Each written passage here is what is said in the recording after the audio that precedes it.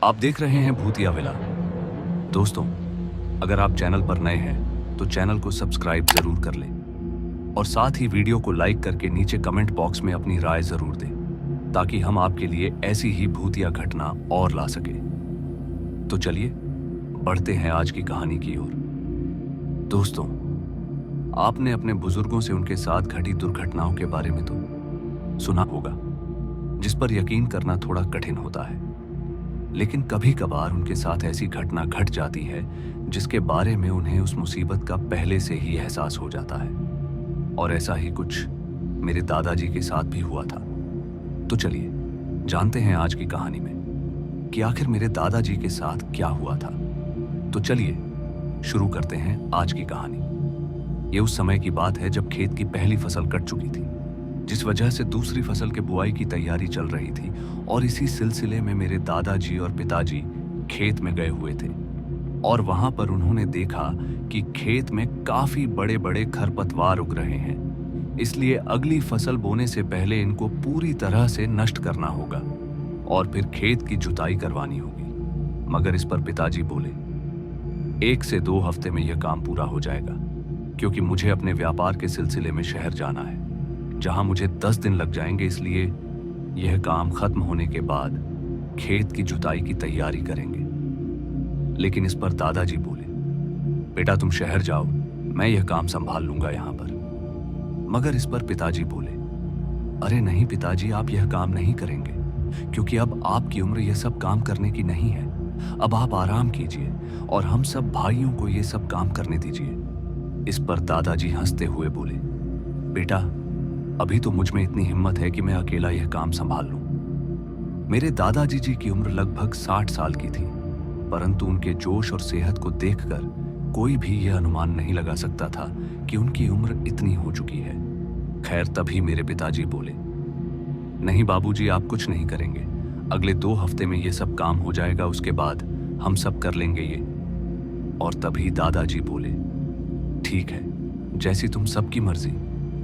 फिर अगली सुबह मेरे पिताजी व्यापार के सिलसिले में शहर चले गए। लेकिन जब पिताजी शहर जा रहे थे तब दादाजी ने अपने सभी बेटों को बुलाया और उन सबको इस तरह देखने लगे मानो बड़े दिनों के बाद उनसे मुलाकात हुई हो। यह देखकर पिताजी और चाचा जी की आंखों में आंसू छलक आए। और तभी पिताजी बोले, अरे बाबूजी क्या हुआ, आपने हम सब भाइयों को यहाँ इकट्ठा क्यों किया है? जिस पर दादाजी ने कहा कि वह क्यों है कि बहुत दिन हो गए थे तुम सबको एक साथ देखे हुए, इसलिए बुलाया था और अब तुम सब जा सकते हो। उसके बाद सब अपने अपने काम पर लग गए और उस वक्त दोपहर का समय था, जिस वक्त दादाजी रोजाना की तरह भोजन में सत्तू खाना पसंद करते थे। फिर वह मेरी दादी जी के पास गए और बोले, क्या आज मुझे अपने हाथों से खाना नहीं खिलाओगी? दादाजी के मुंह से यह बात सुनकर दादी की खुशी का ठिकाना नहीं रहा, मगर साथ ही वह हैरान भी उतनी थी, क्योंकि वह सोच रही थी कि जो इंसान कई वर्षों से मेरे पास आता भी नहीं था, आज मुझसे पूछ रहे हैं कि मेरे हाथ से वह सत्तू खाना चाहते हैं। यह बात सुनकर दादी जी की आंखों में आंसू आ गए। जिस पर दादाजी बोले, अरे तुम रो क्यों रो रही हो, क्या हुआ, मुझसे कोई गलती हो गई क्या?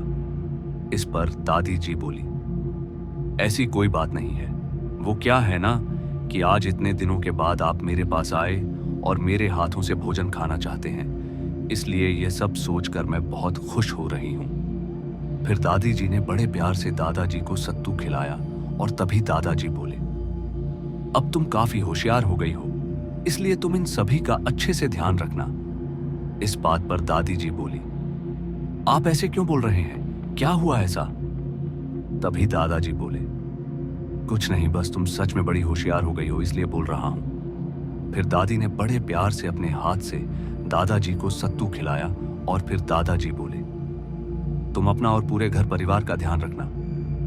ये बोलकर दादाजी हाथ में अपना डंडा लेकर अपने रूम की तरफ चल दिए। फिर कुछ समय के बाद दादाजी अपने रूम से निकले और खेत की तरफ जाने लगे। तभी मेरी माँ जो दुकान पर बैठी थी वह बोली, अरे बाबूजी, आप इस समय कहाँ जा रहे हैं? तभी दादाजी ने जवाब दिया, अरे बहू, ऐसे ही थोड़ा टहलने के लिए बगीचे में जा रहा हूं, और हाँ, यहां तुम सभी का ध्यान रखना। फिर ये बोलकर दादाजी खेत की तरफ जाने लगे। दोपहर का वक्त होने के कारण सभी के खेत बिल्कुल शांत थे और फिर दादाजी धीरे धीरे अपने खेत पर पहुंचे और शीशम के पेड़ की छांव में आराम करके खेत की तरफ अपना कदम बढ़ा दिया। तभी दादाजी ने खेत के चारों तरफ देखा और फिर हवा के रुख को पहचाना। दरअसल दोपहर होने के कारण हवा काफी तेज चल रही थी। फिर दादाजी ने अपनी जेब से माचिस निकाली और खरपतवार में आग लगा दी।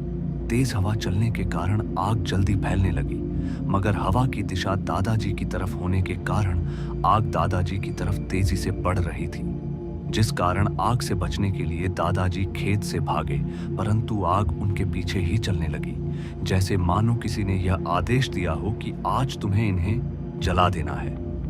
दरअसल दादाजी जिस दिशा में भागते वह आग भी उसी दिशा में बहने लगती।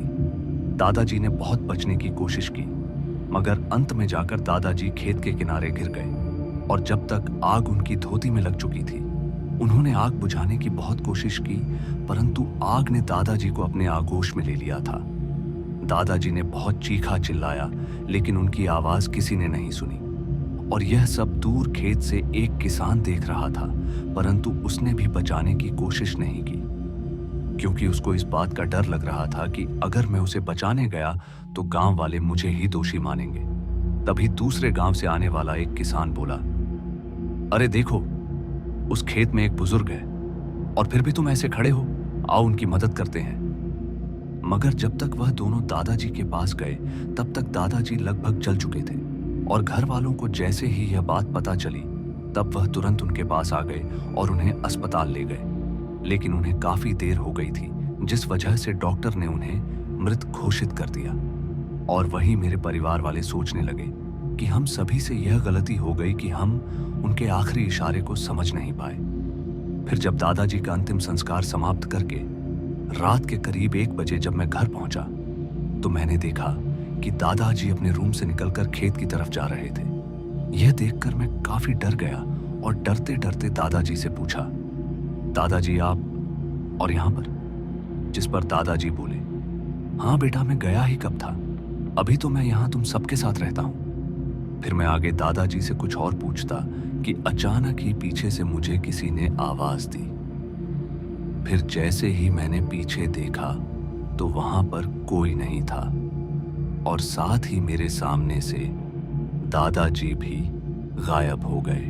तो दोस्तों, आज की इस कहानी में बस इतना ही और मैं आपका दोस्त जल्द मिलूंगा एक ऐसी ही और डरावनी कहानी के साथ। धन्यवाद।